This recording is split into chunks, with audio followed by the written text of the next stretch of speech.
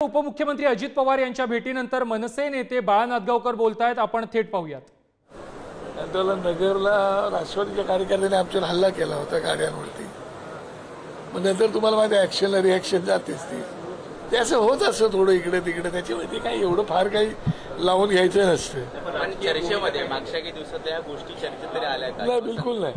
त्या ते आता काय विहिरीमध्ये बसले होते सगळे, चारी बाजूनी गाराडा होता आणि एवढे आमदार सगळे बिचारे त्यांच्यासोबत बसले होते आपल्या कामांसाठी। 2-4-5 मिनिटं वेळ मला भरपूर झाला तर त्यांची मीटिंग चालू होती। आगामी विदर्भ तुम्ही एवढ्या वेळ बसला आतमध्ये, त्यामुळे साहजिकच राजकीय नाही मान्य मला, परंतु ती कामात होते, मी पाहत होतो। आणि सोलापूरचे दिलीप धोत्रे माझे आमच्या पक्षाचे उमेदवार आहेत आणि त्याचं पंढरपूरची काही कामं महत्वाची होती म्हणून मी आलो होतो। नाही काही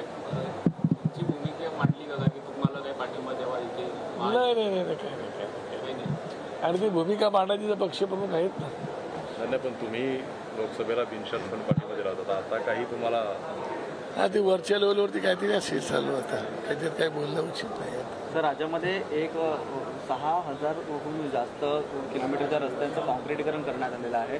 कुठेतरी राज्य सरकारकडून या ठिकाणी टोल वाढवण्याची भूमिका देखील आपल्याला पाहायला मिळते। इकडे तुमच्या टोलला विरोध आणि या ठिकाणी अशा प्रकारे कॉन्क्रिटीकरण नंतर टोल वाढवण्याची भूमिका राज्यामध्ये।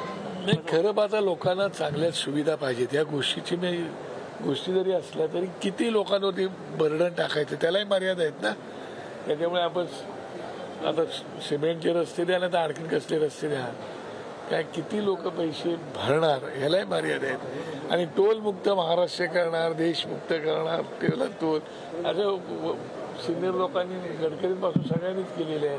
मला आधी आठवते मुंडे साहेबांसोबत आम्ही ज्यावेळेला सहकारी म्हणून त्यावेळेला जो वचननामा काढला होता, त्या वचननाम्यामध्ये टोल मुक्त महाराष्ट्र करू असं मुंडे साहेबांनी सांगितलं होतं। अजून काहीच झालेलं नाही, पण किती आपण लोकांवरती सुद्धा जाच करायचं, ह्याच्यावरती सुद्धा एक मर्यादा आली पाहिजे।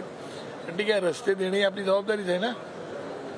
पायाभूत सुविधा देणे ही राज्य सरकार म्हणून आपली जबाबदारी आहे। याचा अर्थ प्रत्येक काहीतरी दिलं तर काहीतरी काढून घ्यायला पाहिजे असं काही नाही ना। राज्य सरकारने जर टोल वाढवलं तर पुन्हा एकदा मनसे त्याला आंदोलन होईलच ना, त्याला विरोध आमचा होईलच। चुकीच्या गोष्टीला आम्ही विरोध करत आलेलो आहोत, पण आम्ही सोबत असतो।